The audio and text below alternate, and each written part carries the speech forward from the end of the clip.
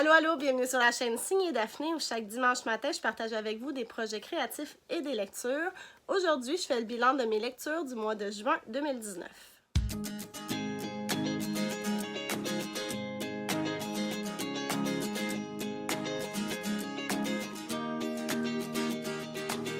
Bonjour tout le monde, j'espère que vous allez bien aujourd'hui. Je vous remercie énormément d'être là avec moi en ce moment. Ça me fait chaud au cœur de vous retrouver. Alors, comme je l'ai dit en introduction, aujourd'hui, je vais vous parler de mes lectures du mois de juin. Alors, si vous ne le savez pas encore, je suis enseignante et pour moi, le mois de mai-juin, c'est comme un petit peu le bordel. Là. Au mois de mai, j'ai été vraiment fière de moi parce que j'ai réussi à lire plusieurs livres. Et au mois de juin, ben, j'ai pas réussi autant. J'en ai lu 2 pour vrai, plus un album jeunesse. Donc, quand même, je continue sur mon rythme. Je suis pas du tout en retard sur mes objectifs de l'année. Et la bonne nouvelle, c'est que je suis maintenant en vacances, hurrah! Alors, je vais pouvoir lire dans les prochaines semaines, dans les prochains mois. Donc, oui, je suis vraiment excitée de ça. Puis, je suis quand même contente des lectures que j'ai faites au mois de juin. Et je vous en parle tout de suite. Avant que je commence, je voulais juste vous dire que toutes les informations sur les livres dont je parle se retrouvent dans la boîte de description juste en bas, ainsi que toutes les informations pour venir me rejoindre sur les réseaux sociaux. Alors, le premier livre que j'ai lu, c'est la suite de To All the Boys I've Loved Before, à tous les garçons que j'ai aimés. P.S. I Still Love You, donc P.S. Je t'aime toujours de Jenny Han. Ça a été publié en 2015, donc comme je l'ai dit, c'est la suite de cette trilogie de To All the Boys I've Loved Before. Et j'ai parlé du premier livre dans mon vidéo du mois de mai et je l'avais complètement adoré, je l'ai dévoré, je l'ai lu en un seul après-midi sans m'arrêter et j'avais vraiment hâte de lire la suite. Et dans cette suite-là, on retrouve le personnage de Lara Jean et ses sœurs, ainsi que Peter, qui est comme son amoureux. Dans ce roman-là, leur relation à Lara Jean et Peter va se poursuivre, mais va surtout se compliquer. On va voir l'apparition d'un espèce de carré amoureux, là, parce qu'ils sont 4 là-dedans. Il y a Peter et Lara Jean, et il y a aussi Geneviève qui est l'ex de Peter.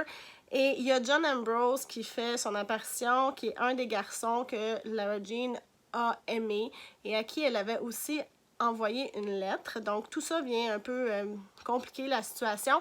Et par-dessus ça, il y a une histoire de vidéo scandaleux qui devient virale et qui va beaucoup affecter Lara Jean. Ce roman-là, comme le premier, est très léger, très agréable à lire. Ça se lit vite, ça se lit tout seul. Les personnages sont vraiment agréables. Il y a des bons dialogues là-dedans. Les personnages sont super attachants, même s'ils sont un petit peu stéréotypés. J'ai trouvé que, franchement, Peter, il était vraiment l'archétype de l'ado naïf et Geneviève était l'archétype de la jeune ado méchante. On essaie de nous donner les raisons, là, mais personnellement, bon, probablement c'est parce que j'ai pas leur âge. Ils font des choix d'ado, nos personnages, que je peux comprendre parce que j'ai déjà eu leur âge, puis que c'est vrai que moi aussi, j'ai fait des choix assez douteux par le passé. Alors, je les comprends, mais en tant qu'adulte, j'ai regardé aller et j'étais comme non, fais pas ça. Non, dis pas ça. Mais bon, j'ai quand même lu ce roman-là super vite. L'intrigue est un petit peu prévisible. J'ai plus ou moins aimé la fin, mais j'ai quand même en général bien aimé ce roman-là. Je lui ai donné 3 étoiles sur Goodreads. Il y en a un 3e dans la trilogie, mais je ne crois pas que je vais le lire. Je suis allée lire des des critiques de ce 3e roman-là, puis je crois que c'est pas nécessaire. Je vais m'arrêter ici avec l'histoire de Lara Jean et ça va tout à fait me satisfaire. Mais je vous conseille beaucoup de lire cette suite. Si vous avez aimé le premier de la série, c'est certain que vous allez aimer ce deuxième-là. Le deuxième livre que j'ai lu, c'est Le Prophète Blanc de Robin Hobb. En anglais, il s'intitule The Fool's... Non, pas The Fool's. Fool's Errand. Ça fait partie de la série La Citadelle des Ombres que j'ai commencé il y a plusieurs mois. Si vous avez regardé mes vidéos précédentes, vous savez que c'est quelque chose qui me plaît énormément, dans laquelle je suis embarquée à pieds joints. Et il y a eu une première trilogie qui suit les aventures de Fitz Chevalerie. Et là, on est rendu dans une deuxième trilogie où on retrouve Fitz Chevalerie ainsi que le fou, des personnages qu'on a appris à connaître dans la trilogie précédente. Dans ce premier roman de cette nouvelle trilogie qui est sorti en 2002, on retrouve donc Fitzchevalerie 12 ans après les événements de l'histoire précédente.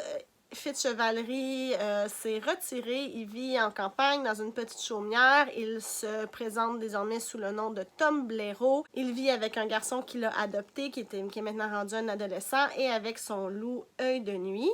Et puis là, dans le fond, petit à petit, on voit comment les événements du passé l'ont affecté physiquement, mais aussi psychologiquement, et des personnages des romans précédents vont petit à petit faire leur apparition. Donc, on va retrouver Umbre, Astérie et le fou.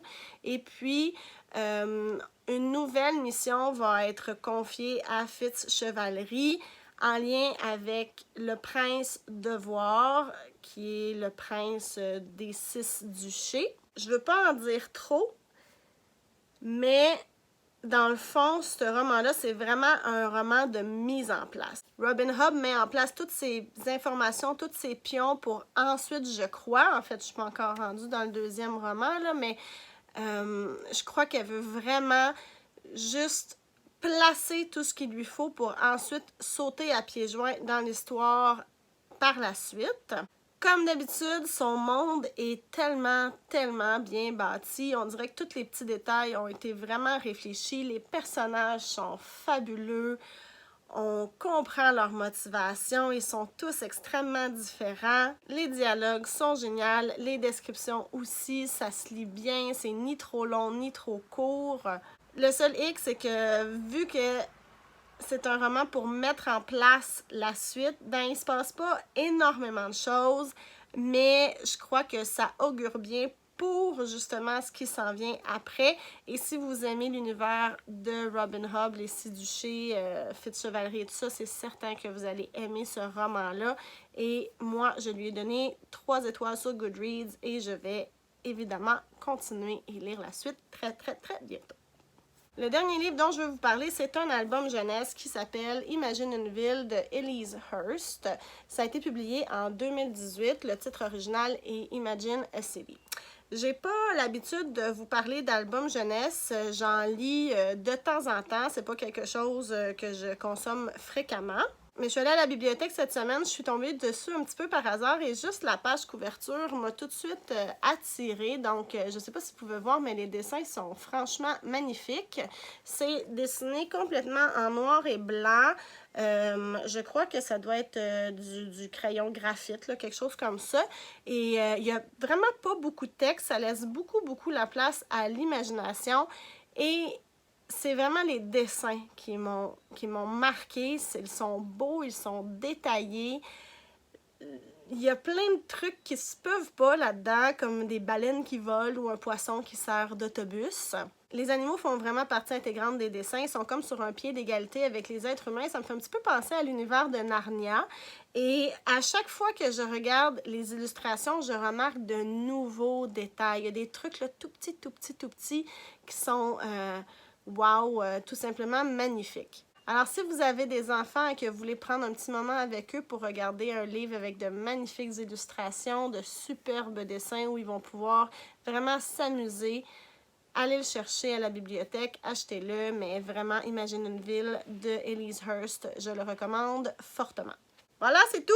Pas plus que ça pour le mois de juin. Je vous remercie énormément d'avoir été là. Comme je l'ai dit plus tôt, toutes les informations sur les livres dont j'ai parlé se retrouvent dans la boîte de description juste en bas, ainsi que toutes les informations pour me suivre sur les réseaux sociaux. N'oubliez pas de faire un petit pouce en l'air si la vidéo vous a plu. Ça m'aide énormément et ça aide d'autres personnes à trouver ma chaîne. N'oubliez pas non plus de vous abonner si vous aimez le contenu que je vous propose. Venez me dire dans les commentaires ce que vous avez lu au mois de juin et ce que vous prévoyez lire pour le mois de juillet. Je vous remercie encore une fois énormément d'avoir été là. Bonne journée. À bientôt. Bye bye.